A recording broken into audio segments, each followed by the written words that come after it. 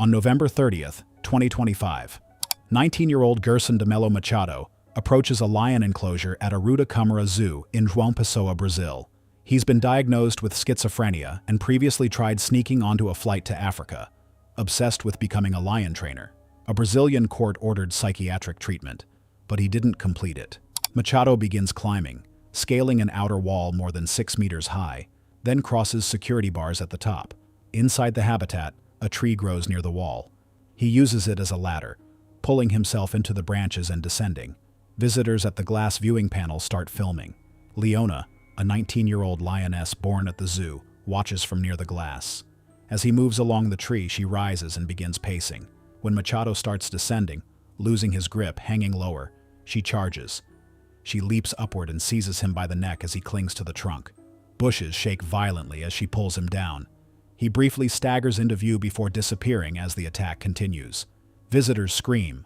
Audio captures Meu Deus, and it got him. 1 to 2 minutes total. Zoo employees evacuate the park.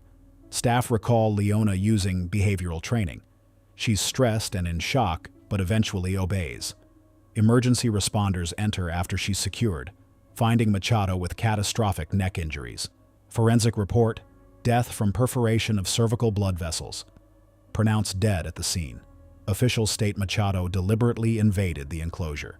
The zoo operated in accordance with safety regulations. The incident resulted from intentional boundary crossing, not infrastructure failure. No criminal charges filed. Leona showed no abnormal aggression outside defending her territory. Euthanasia was never considered.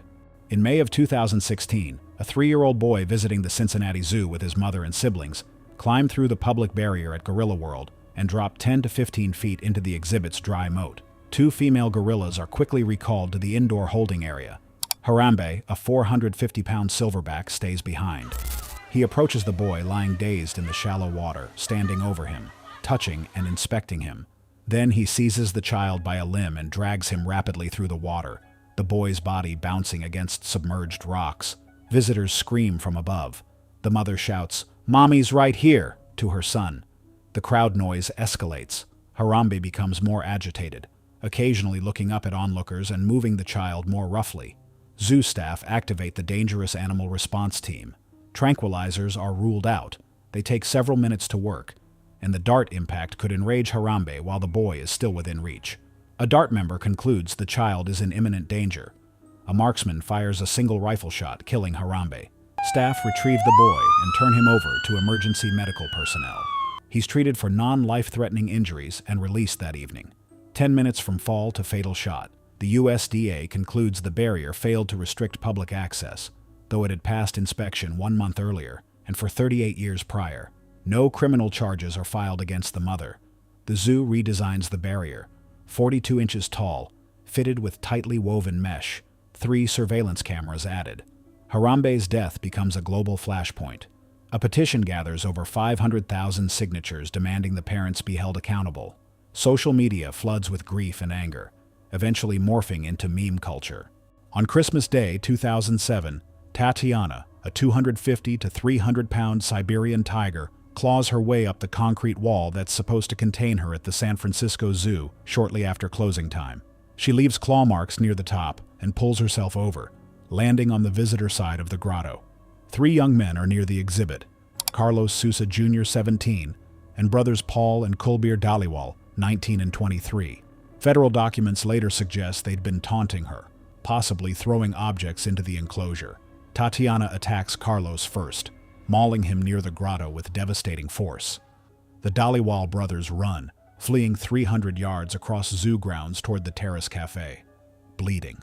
Tatiana leaves Carlos's body and follows their blood trail, ignoring other animal exhibits along the way. She catches them near the cafe and attacks again, tearing into their heads, necks, arms, and hands. An employee hears screams and calls 911 at 5:07 p.m.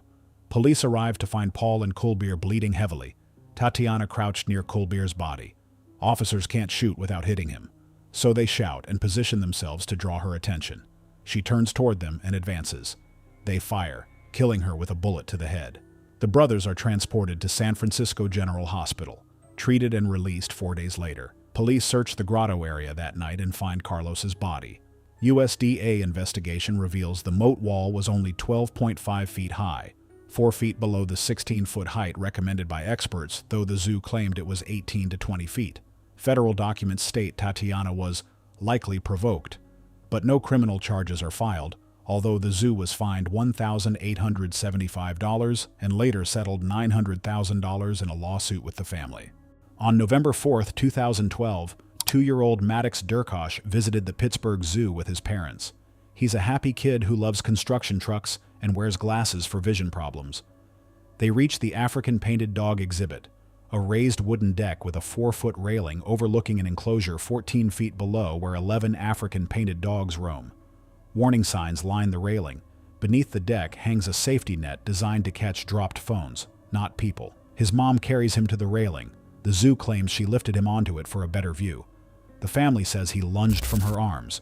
Either way, Maddox goes over, falls 14 feet, hits the net, and bounces off twice before tumbling into the enclosure. The dogs surround him immediately, curiously at first. Then they attack. Coordinated, efficient, brutal, tearing him to shreds while everyone watches. His mom screams and tries to reach him, but another visitor holds her back. Zoo staff respond within seconds, luring 7 dogs into a holding area and driving 3 more away with dummy darts. One dog won't let go of the body, acting aggressively toward anyone approaching. Police shoot it dead. When staff finally reach Maddox, he's already dead. Autopsy reveals he survived the fall and was fully conscious when the dogs attacked. He had sustained massive blood loss, 46 bite wounds, and catastrophic internal damage. Internal zoo documents later show staff raised safety concerns about the exhibit 6 times over 6 years. Visitors dangling children over the railing, but no modifications were made. The district attorney calls it a tragic accident and files no charges against his mom. The zoo closes the exhibit permanently, transferring the surviving dogs. At Maddox's funeral, the family asks for toy trucks instead of flowers. 5,000 are donated and distributed to children at Christmas. The family established Trucks for Maddox Charitable Trust, which has donated over 25,000 toys since 2012. June 1, 2015. Catherine Chappell, a 29-year-old American visual effects editor who worked on Game of Thrones, drives into Lion Park outside Johannesburg, South Africa, with her guide, Pierre Potgieter. The park operates on a self-drive model. Visitors take their own cars through enclosures where lions roam freely. Signs everywhere. Keep windows closed. Written warnings at the entrance. Staff reinforce it verbally. 6 witnesses in a vehicle behind them watch both front windows stay open throughout the drive. The vehicle stops near a lioness resting beside the road. Chappelle, in the front passenger seat, rolls her window down further to photograph the animal at close range. The lioness approaches slowly, calmly, coming within meters, before suddenly rising and lunging through the open window. In seconds, she has her head, shoulders, and forelimbs inside, clamping her jaws onto Chappelle's upper body and neck. Potgieter punches the lioness in the face, trying to break her hold, sustaining lacerations and puncture wounds to his arms. The lioness briefly retreats, then lunges again. Eyewitness Ben Govinder says, "Nothing could have saved her, given the speed and ferocity." Park staff chase the lioness away using trucks. They remove Chappelle from the passenger seat, bleeding heavily from neck and facial wounds.